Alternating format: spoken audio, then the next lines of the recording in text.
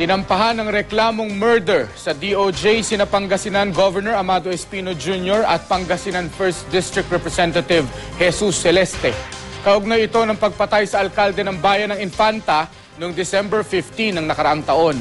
Ayon sa NBI, saksi ang isa sa mga anak ng tauhan ni na Governor Espino at Congressman Celeste nang planuhin ang pagpatay kay Mayor Roberto Martinez. Tinukoy rin daw ng saksi ang dalawang gunman. Nag-ugat daw ang krimen sa operasyon ng black sand mining sa Pangasinan. Nasa ilalim ng Witness Protection Program ng DOJ ang minor de edad na testigo.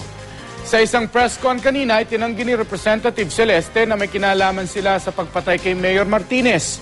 Naghayag rin ng pagdududa ang ilang kaanak ng napaslang na alkalde sa salaysay ng testigo. Malapit na kaibigan daw kasi ng pamilya Martinez, sina Espino at Celeste. Wala pang pahayag si Governor Espino kaugnay ng issue.